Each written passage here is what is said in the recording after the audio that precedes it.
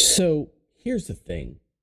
Bionicle Generation 2 was pretty cool when it started, but to me, at the very least, it quickly fell downhill.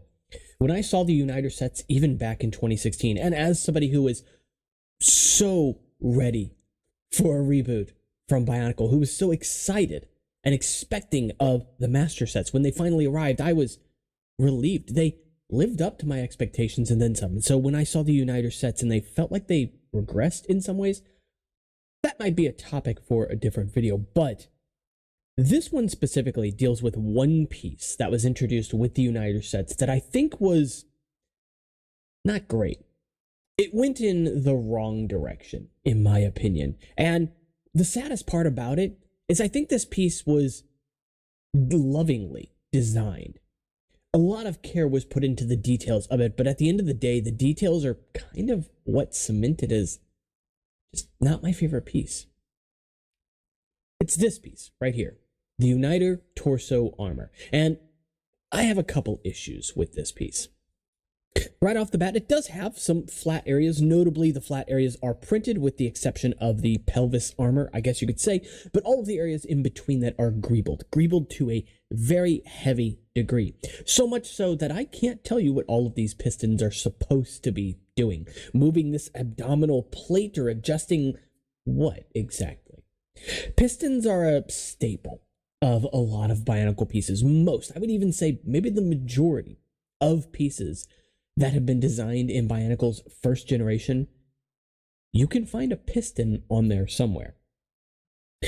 More often than not, this piston at least suggests movement of something that to me makes a lot of sense, whether it be the front toe of a foot, insinuating that maybe that piece in their world would be able to bend at the heel. And that's a pretty cool little concept. Some of these pistons definitely are not necessary, but this one, however, basically all of them feel unnecessary to me. Maybe with the exception of these collarbone pistons, I can kind of see some use out of that. But here's the thing. It's not even just the detail that bothers me, because again, if LEGO had given us an unprinted version of this, I think it would feel a little bit better, because you'd have all this flat space to really battle with that detail and win, right? But because there are prints here as well, you got different types of detail and texture kind of fighting for your attention all at once. It looks noisy, it looks messy. On top of that though, the thing that really bothers me about this piece cannot be seen from the front. This commits a cardinal sin to me. It has one connection point, one connection type as well. The ball socket here. The area in there very easily could have been made at the very least bar size to allow you to connect it to something else, or more generously could have been a pin or even axle hole as well. There's plenty of space to do it, even if it can't go, let's say, the full depth of a axle. And of course, LEGO designs this piece. They get to tell exactly what dimensions it needs to meet anyway. But here's the thing. Hero Factory has given us detailed pieces. A lot of people, let's say, will attack Hero Factory, CCBS in general, for being very smooth, and that it is. I think kind of to its detriment at some points. But thankfully, at the very least, for what it's worth, CCBS did give us a lot of torso armor textures. One piece as an example of this one right here, which is also very nice, this being from a Joker CCBS set, a very weird line of sets in general, but at the very least, this one's pretty cool, giving us 2 connection points for bar connections here in the style of CCBS connections, and also bar connections here, which admittedly don't have the best grip in the world, but they do work, and I have used them on mocks in the past. Obviously, the sort of claim to fame for this piece here, though, is that texture on the abdomen there, giving it a sort of pseudo-muscular aesthetic. Obviously, those aren't muscles, but maybe in a robotic term they are, you know? And so that's kind of cool. But we even go further than this. If you want something that's really greebled, what about this piece here? This is a piece that came out for only a short time and has long since been forgotten.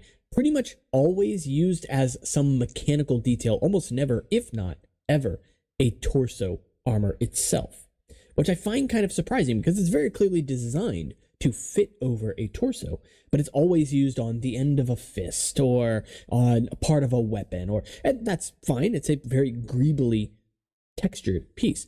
But here, the textures to me feel appropriate.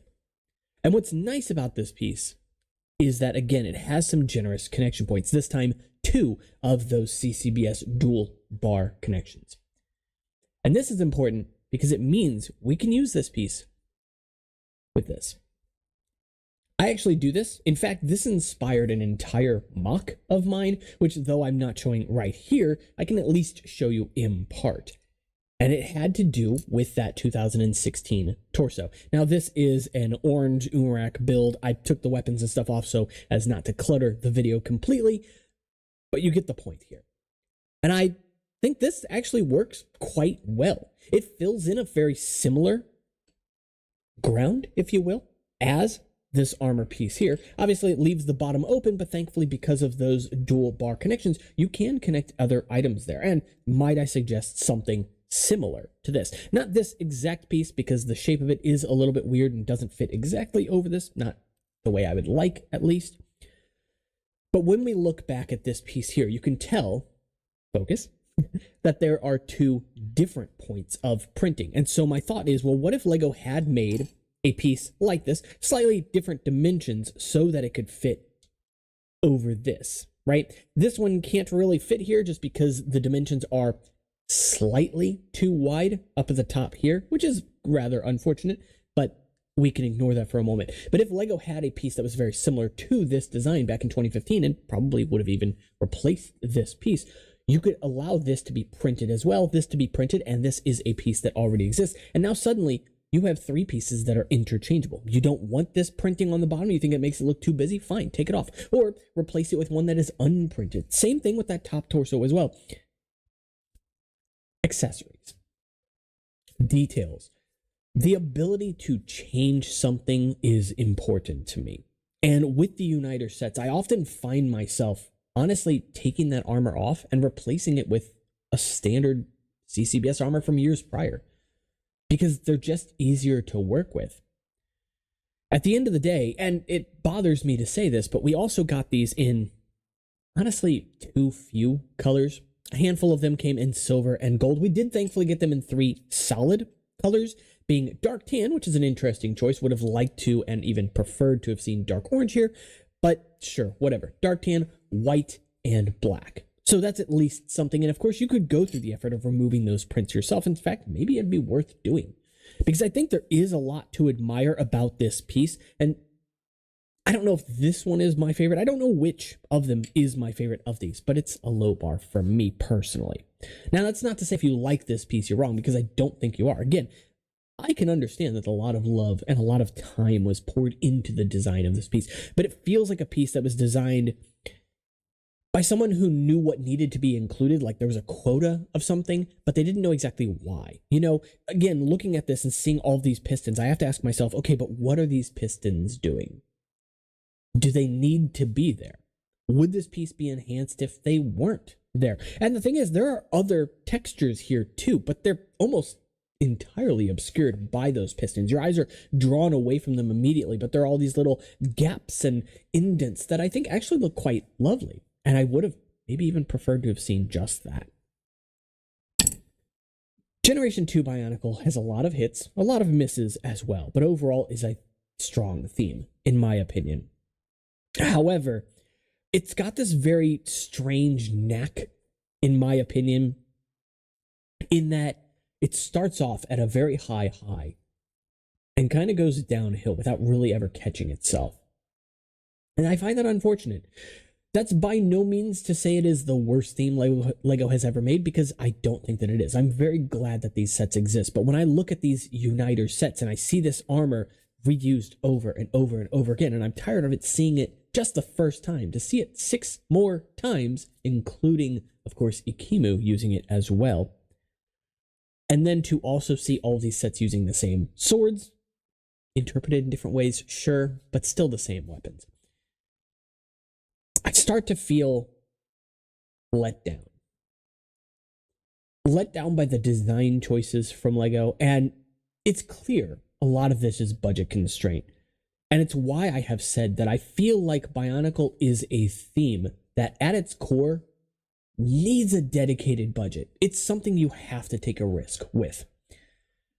That's not to say that there aren't safe sets that you can design, that you can make, that don't require a lot of new parts, new molds, new recolors, etc. You absolutely can. And people have been doing it for years. Most people out there don't have the ability to make their own parts. They have to use what was created for them. And yet, I've been able to see such talented work from our community. It's unique, and it's lovely in that way.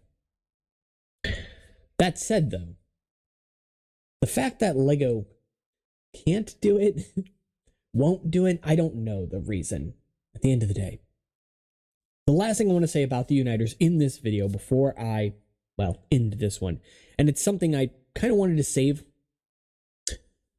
but because we're talking about them, I guess I can make this sort of my problem with the Uniters video in total, and I have talked about them, of course, in the past at length, but it's the lack of difference between them, or at least the lack of feeling different. When you build the Uniters, it is satisfying to see all of these little obscure and custom builds for upper arms and shoulders and legs and lower legs and the way that the torso attaches to certain people. Like, that's beautiful stuff, to be honest. But the end result, looking so close together, you could argue that's a consistency thing. But in Bionicle, we started to get used to unique sets. The Baraki really sort of set the ball in motion for this, having sets that didn't all look near identical. And as someone who praises the early years of Bionicle, I don't have an issue with those similarities in and of themselves. But when you have the ability to do something different between sets, especially with limited parts, I think you should. When I look at sets like Pohatu and I look at those upper shoulders and how they are designed, I love the amount of attention that went into them. But it doesn't always mean that it works out for the better for those sets. There are obviously a lot of changes from their predecessors, from the Toa Master sets, whatever you want to call them. But I don't always think it's for the better.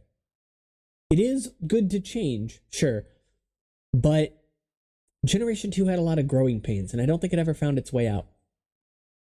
So I think that's going to be it for this one, guys. If you did enjoy the video, make sure to leave a like and subscribe, because it does help out in the algorithm. And, thanks anyway.